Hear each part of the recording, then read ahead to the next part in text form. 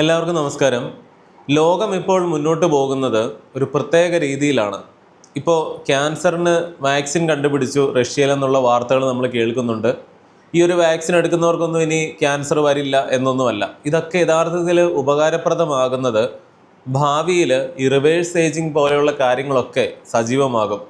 ഏറ്റവും പണമുള്ള ആളുകളൊക്കെ ആയിരിക്കും അതിൻ്റെ ഗുണഭോക്താക്കൾ. അതായത് ഒരിക്കലും പ്രായമാകാത്ത അല്ലെങ്കിൽ അനേക കാലം ജീവിച്ചിരിക്കാൻ കഴിയുന്ന രീതിയിലൊക്കെ മനുഷ്യന് മാറാൻ സാധിക്കും. എന്നാൽ ഈ റിവേഴ്സ് ഏജിങ് ഒക്കെ വരുമ്പോൾ ഒരുപാട് വർഷം ഒരാൾ ജീവിച്ചാലും അയാൾ എന്തെങ്കിലും കാരണവശാൽ മരിക്കുകയാണെങ്കിൽ അത് ക്യാൻസർ വന്നിട്ടായിരിക്കും. അത് എന്തുകൊണ്ടാണ് എന്നുള്ളതൊക്കെ നമ്മൾ പറഞ്ഞു വരുന്നുണ്ട്. അപ്പോൾ ഭാവിയിൽ അങ്ങനെയുള്ളവർക്ക് ഉപയോഗിക്കുവാനും അല്ലെങ്കിൽ നിലവിൽ തന്നെ ഇപ്പോൾ ഒരുപാട് പണമൊക്കെ ഉള്ള ആളുകൾക്ക് ക്യാൻസർ വരാനുള്ള സാധ്യതയുണ്ടെങ്കിൽ, വന്നിട്ടല്ല വരാനുള്ള സാധ്യതയുണ്ടെങ്കിൽ ഇപ്പോൾ ഈ വാക്സിനൊക്കെ എടുക്കുകയാണെങ്കിൽ അവർക്ക് ഭാവിയിൽ ഇത് വരില്ല എന്ന് പറയാം.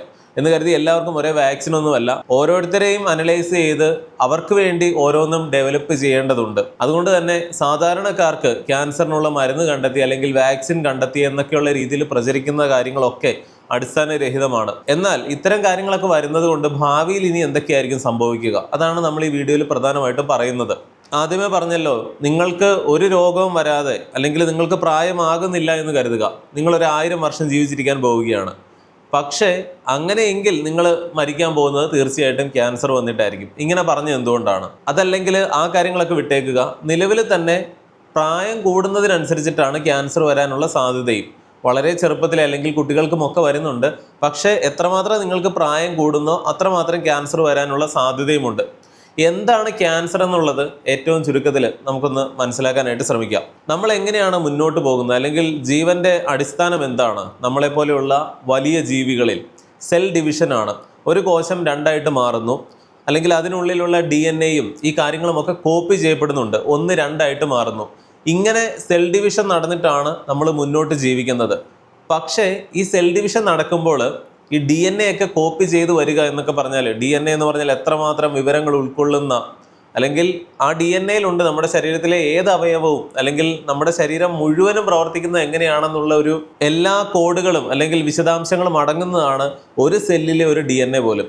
അപ്പോൾ ഇത് കോപ്പി ചെയ്യുന്നതൊക്കെ എത്ര സങ്കീർണമായ ഒരു കാര്യമായിരിക്കും. എന്നാൽ ഇതിങ്ങനെ നടക്കുന്നു.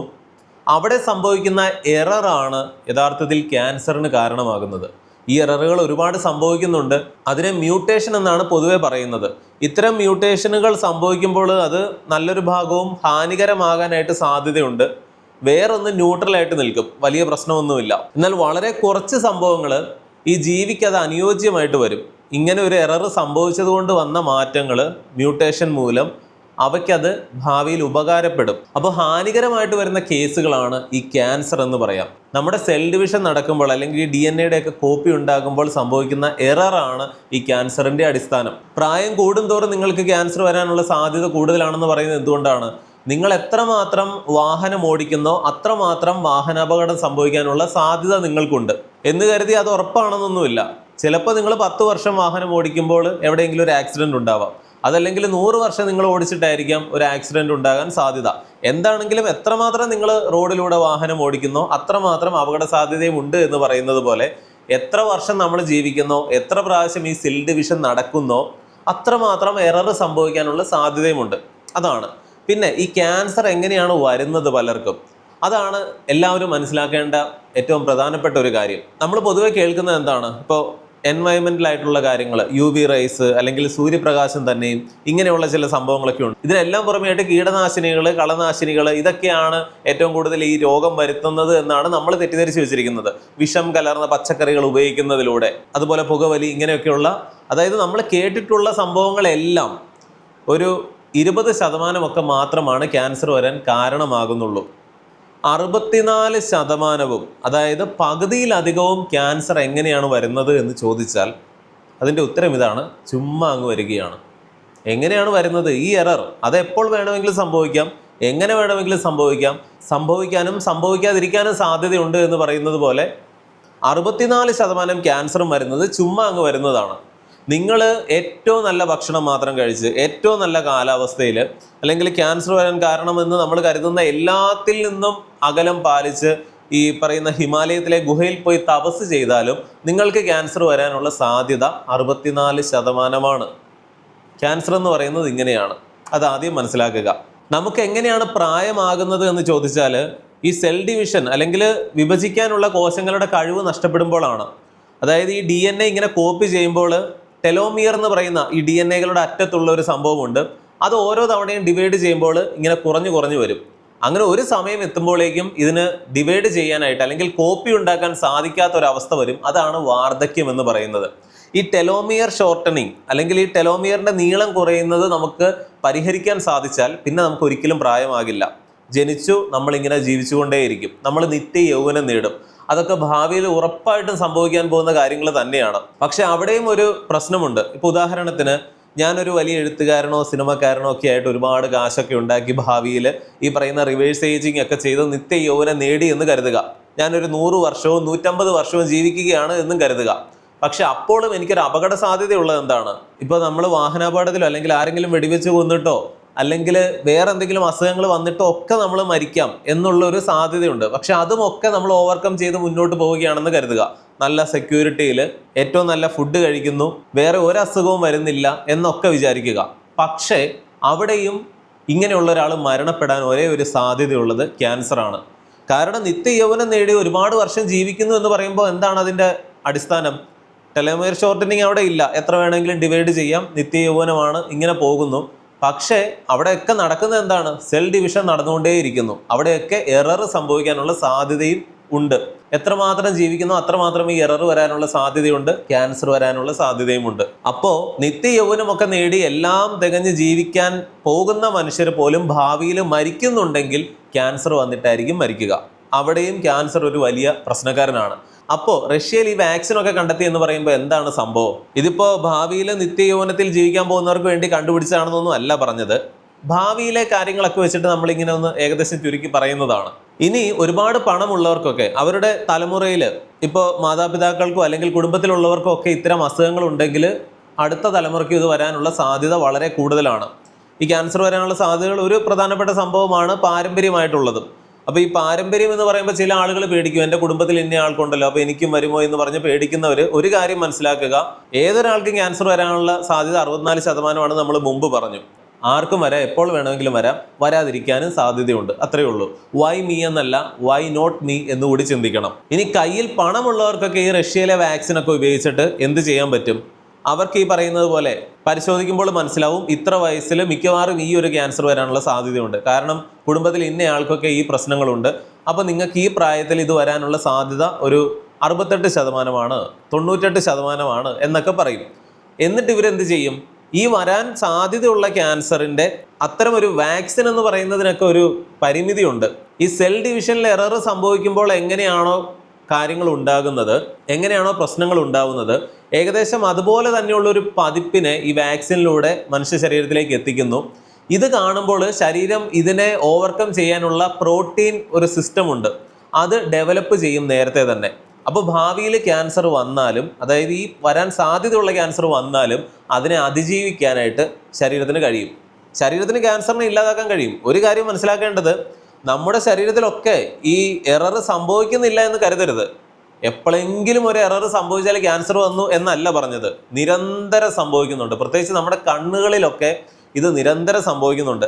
പക്ഷെ ഇത്തരം എററുകളെ പരിഹരിക്കാനുള്ള ഒരു പ്രോട്ടീൻ സിസ്റ്റം, ഒരു പ്രോട്ടീൻ വ്യവസ്ഥ നമ്മുടെ ശരീരത്തിലുണ്ട്. അതിനെയൊക്കെ നിഷ്ഫലമാക്കിക്കൊണ്ടാണ് പലപ്പോഴും ഈ രോഗങ്ങളൊക്കെ വരുന്നത്. അതായത് റഷ്യയിലെ ഈ വാക്സിൻ ചെയ്യുന്നത് എന്താണ്? വാക്സിൻ എന്ന് പറയുന്നത് എന്താണ്? ഇത് മാറ്റിവെക്കുക. ഇപ്പം നിങ്ങൾക്ക് ചിക്കൻ ബോക്സ് അല്ലെങ്കിൽ ഇങ്ങനെയുള്ള എന്തെങ്കിലുമൊക്കെ അസുഖങ്ങൾക്ക് എതിരായിട്ട് നിങ്ങൾ വാക്സിൻ എടുത്തു കഴിഞ്ഞാൽ ആ രോഗാണുക്കളുടെ തന്നെ അല്ലെങ്കിൽ അതിനെ തന്നെ എടുത്തിട്ട് അതിനെ പാതി നിർജീവമാക്കും. അതായത് ആ രോഗാണുക്കൾക്ക് പിന്നെ നമ്മുടെ ശരീരത്തിൽ ഒന്നും ചെയ്യാൻ പറ്റില്ല. അത് നമ്മുടെ ശരീരത്തിലേക്ക് കുത്തിവെക്കുന്നു. അപ്പോൾ ശരീരം നോക്കുമ്പോൾ ഇങ്ങനെ ഒരുത്തം വന്നിട്ടുണ്ട്, അതിനെ മൊത്തം അനലൈസ് ചെയ്തിട്ട് അതിനെ നശിപ്പിക്കും. അപ്പോൾ അതവിടെ റെക്കോർഡഡ് ആണ്, ആ ഒരു കഴിവ് അല്ലെങ്കിൽ അത്തരത്തിലുള്ള ഒരു പ്രതിരോധ വ്യവസ്ഥ. പിന്നീട് ഭാവിയിൽ ഇങ്ങനെയുള്ള യഥാർത്ഥ അസുഖം വന്നാലും ശരീരത്തിന് അതിനെ ഇല്ലാതാക്കാനായിട്ട് സാധിക്കും. ഇതാണ് വാക്സിൻ ചുരുക്കത്തിൽ. ഇങ്ങനെ തന്നെയാണെന്നല്ല പറഞ്ഞത്, ഏറ്റവും ചുരുക്കത്തിൽ നമ്മൾ പറഞ്ഞതാണ്. അപ്പോൾ ഇതുപോലെ തന്നെയുള്ളൊരു കാര്യമാണ് ഈ ക്യാൻസറിനെതിരെ എന്ന് പറയുന്നത്. ക്യാൻസർ എന്ന് പറയുന്ന ഒരു അസുഖമല്ല, ഒരു അവസ്ഥയാണ് എന്ന് പറയുന്നതാണ് കൂടുതൽ ശരി. സെൽ ഡിവിഷൻ നടക്കുമ്പോഴുള്ള എറർ അല്ലെങ്കിൽ ഈ മ്യൂട്ടേഷനിൽ നമുക്ക് ഹാനികരമായിട്ട് വരുമ്പോൾ ഉണ്ടാകുന്ന ഒരു അവസ്ഥയെ നമ്മുടെ ശരീരത്തിൽ അതിൻ്റെ ഒരു കോപ്പി അങ്ങനെ പ്രശ്നമുള്ള സെല്ലുകളല്ല, അത്തരം ഒരു മോഡൽ ശരീരത്തിലേക്ക് വയ്ക്കുന്നു. അപ്പോൾ ശരീരം അതിനാവശ്യമായിട്ടുള്ള പ്രതിരോധ വ്യവസ്ഥ ഉണ്ടാക്കുന്ന നേരത്തെ. ഇതാണ് സംഭവം. അപ്പോൾ ഇത് കണ്ടിട്ട് സാധാരണക്കാർക്ക് ക്യാൻസർ ഒഴിവാക്കാൻ സാധിക്കുമെന്ന് ചോദിച്ചാൽ ഒരുപാട് പണമില്ലാത്തവർക്ക് ഇതുകൊണ്ട് എന്താണ് കാര്യം? കാരണം ഓരോരുത്തരെയും നന്നായിട്ട് പഠിച്ചിട്ട് ഈ ഹ്യൂമൻ ജീനോം പ്രോജക്റ്റ് പോലെയൊക്കെയുള്ള ചില കാര്യങ്ങളൊക്കെ ഉണ്ടെന്നാണ് പറയുക. ഇതൊക്കെ വെച്ച് അനലൈസ് ചെയ്ത് ചുരുക്കത്തിൽ ഇത് പണക്കാർക്കായിരിക്കും ഇപ്പോൾ പ്രയോജനപ്പെടുകയുള്ളൂ. തന്നെയുമല്ല, ഇനി ആർക്കാണെങ്കിലും ക്യാൻസർ വന്നാൽ ഈ പറയുന്ന വാക്സിൻ കൊണ്ട് കാര്യമില്ല. വരാൻ സാധ്യതയുണ്ടെങ്കിൽ അത് ഒഴിവാക്കാൻ സാധിക്കുമെന്നുള്ളേ ഉള്ളൂ. ഇപ്പോൾ സ്റ്റീവ് ജോബ്സ് പോലും മരിക്കാൻ നേരത്ത് ഈ ലോകം തന്നെ ഇങ്ങനെ ആക്കിയ ഒരു മനുഷ്യനാണ്. എനിക്ക് വേണ്ടി എൻ്റെ രോഗം ഏറ്റെടുക്കാനായിട്ട് മാത്രം ഒരാളെ കിട്ടാനില്ല, ഇത്രയും പണമുണ്ട് എന്ന് പറഞ്ഞിട്ട് എന്താണ് കാര്യം എന്നൊക്കെയുള്ള രീതിയിലുള്ള അദ്ദേഹത്തിൻ്റെ അവസാന വാക്കുകളൊക്കെ ഉണ്ട്. ഒരു കാര്യം ഓർക്കുക, ഇപ്പോൾ ക്യാൻസറിൻ്റെ കാര്യമല്ല, ഏത് തരം പ്രശ്നങ്ങളൊക്കെ ആണെങ്കിലും എപ്പോൾ വേണമെങ്കിലും സംഭവിക്കാം. ക്യാൻസർ പോലും ഈ പറയുന്നത് പോലെയാണ്. അപ്പോൾ കിട്ടുന്ന ഓരോ ദിവസവും സന്തോഷിക്കുക എന്നുള്ളതാണ്. ഈ ഒരുപാടൊക്കെ അങ്ങ് പ്ലാൻ ചെയ്ത് അല്ലെങ്കിൽ വലിയ കണക്കൂട്ടലുകളിലൊക്കെ ജീവിക്കുന്നതിനപ്പുറം ഇപ്പോൾ കിട്ടുന്ന ഒരു നല്ല ചായ ആണെങ്കിൽ ആ ചായ കുടിച്ച് ആസ്വദിക്കുക. ഇപ്പോൾ കാണാൻ പറ്റുന്ന ഒരു വീഡിയോ നല്ലൊരു വീഡിയോ ആണെങ്കിൽ അത് കണ്ടൊന്ന് ചിരിക്കാൻ ശ്രമിക്കുക. ഇതൊക്കെയാണ് ചെയ്യേണ്ടത്. ഈ സെൽ ഡിവിഷൻ നടക്കുമ്പോഴുള്ള എററാണ് ക്യാൻസറിന് കാരണമാകുന്നത് എന്ന് പറഞ്ഞു. എന്നാൽ ചിലത് ഹാനികരമാകാറില്ല, ന്യൂട്രലായിട്ട് നിൽക്കും. ചിലത് ഉപകാരപ്രദമാകാറുണ്ട് എന്നും പറഞ്ഞു. അങ്ങനെയാണ് ഒരു തരത്തിൽ ഇന്ന് ഈ ഭൂമിയിലുള്ള ജീവജാലങ്ങളെല്ലാം ഈ രീതിയിലായിരിക്കുന്നത്. ഒരു ഉദാഹരണം പറഞ്ഞു കഴിഞ്ഞാൽ, പരിണാമം അല്ലെങ്കിൽ ജീവികൾ ഇങ്ങനെ പരിണാമം സംഭവിച്ചു വരുന്നത് എങ്ങനെയാണ്? ജിറാഫിന്റെ കഴുത്ത് നീണ്ടത് എങ്ങനെയാണ്? ആനയ്ക്ക് തുമ്പിക്കൈ ഉണ്ടായത് എങ്ങനെയാണ്? ധ്രുവക്കരടിക്ക് എങ്ങനെയാണ് ഇത്രമാത്രം കട്ടിയുള്ള രോമങ്ങൾ ഉണ്ടായത്? കരയിൽ ജീവിച്ചിരുന്ന ഒരു ജീവി എങ്ങനെയാണ് പിന്നീട് തിമിംഗലമായിട്ട് മാറിയത്? അതുപോലെ തന്നെ വെള്ളത്തിൽ ജീവിച്ചിരുന്ന ഒരു ജീവി തിരിച്ച് കരയിൽ കയറിയപ്പോൾ പിന്നീട് എങ്ങനെയാണ് ഹിപ്പോപ്പൊട്ടാമസ് ആയിട്ട് മാറിയത്?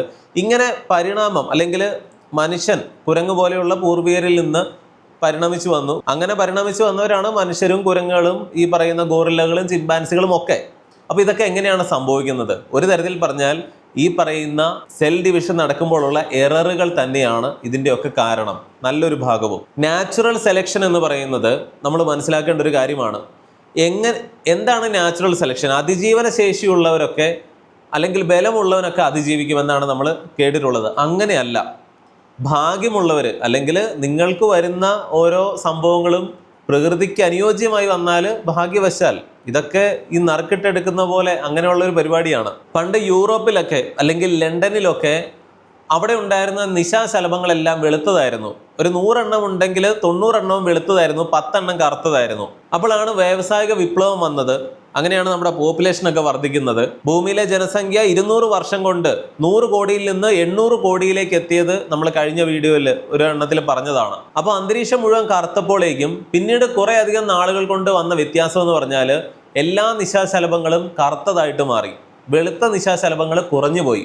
അപ്പം മനുഷ്യർ പറഞ്ഞ ഇതാണ്, ഈ ശലഭങ്ങൾ ഇത് മനസ്സിലാക്കി, എന്നിട്ട് ഇതെല്ലാം നിറം മാറ്റി കറുപ്പിച്ചതാണ്, ഉണ്ടാവുന്നതൊക്കെ പിന്നീട് കറുത്തു വന്നു എന്നാണ്.